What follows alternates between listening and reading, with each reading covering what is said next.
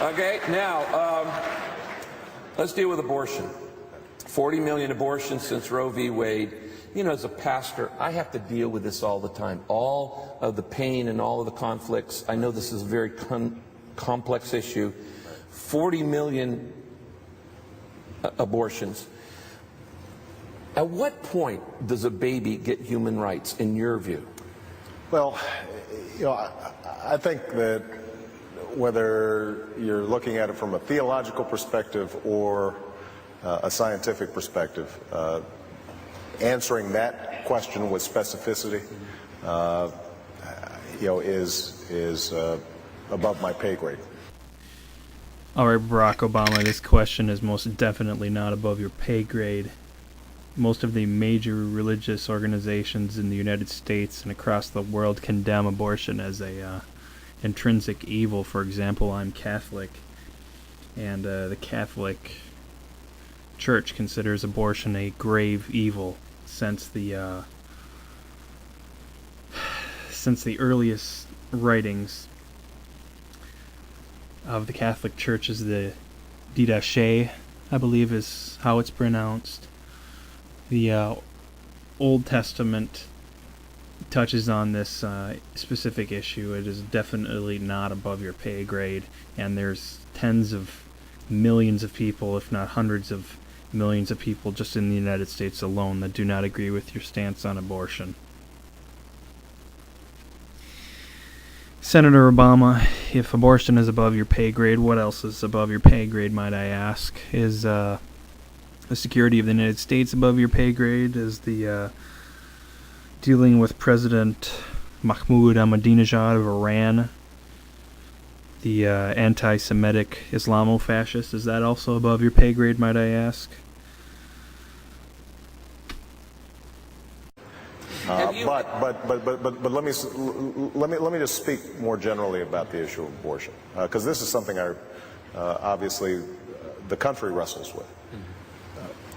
One thing that I'm absolutely convinced of is that there is a moral and ethical element to this issue. There is a moral and ethical element to this issue. There is a moral and ethical element to abortion. What a profound statement, Barack Obama. Tell us something that we don't know.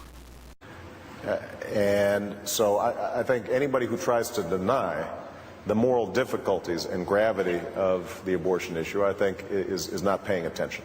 So that'd be point number one. But point number two, I am pro-choice. I believe in Roe versus Wade, and I come to that conclusion not because I'm pro-abortion. You are pro-abortion, Barack Obama. According to your campaign website, ObamaForIllinois.com, from May 2nd, 2004, you're quoted as saying, "For almost a decade, Obama has been a leader in the Illinois legislature in the battle to protect a woman's right to choose and promote equal economic rights and opportunities." Your voting record in the Illinois State Senate also reflects this.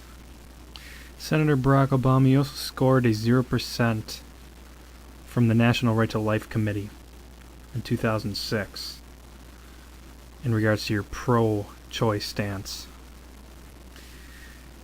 According to Obama's campaign booklet, Blueprint for Change, pages 35 to 36 from 2008, in regards to abortion, there's a subsection that says reproductive choice. So in it, Obama says, or in it, the Blueprint for Change pamphlet or booklet says, Obama has been a consistent champion of reproductive choice and will make preserving a woman's right to choose under Roe versus Wade a priority as president. Mm-hmm. But because ultimately I don't think women make these decisions casually. I think they wrestle with these things in profound ways, in consultation with their pastors or their spouses or their doctors and their family members. And so for me, the goal right now should be, and this is where I think we can find common ground, and by the way, I've now inserted this into the Democratic Party platform, is how do we reduce the number of abortions? Because the fact is that although we've had a president who is opposed to abortion over the last 8 years, abortions have not gone down. Senator Obama, you do realize that members of Congress are the ones who are supposed to introduce legislation.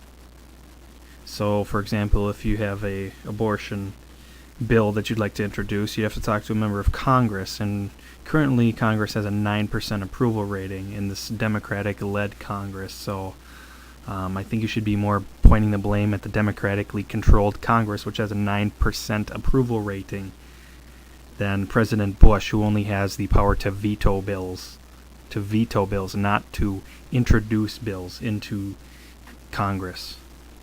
Once again, it's the president's duty to either approve bills or reject bills. It's not his duty to introduce bills into the House of Representatives or into the Senate. That is Congress's duty, and I think you need to look at that. You need to blame Congress before you need to blame the President of the United States for that specific issue. And that, I think, is something that we have to ask. Have you ever voted to limit or reduce abortions? Well, I am in favor, for example, of limits on late-term abortions, if there is an exception for the mother's health. Now, from the perspective of those who are pro-life, I think they would consider that inadequate. Well, you got one thing right tonight, Obama. And I respect their views. I mean, one of the things that I've always said is that on this particular issue, if you believe that life begins at conception, then, and you are consistent in that belief, then I can't argue with you on that.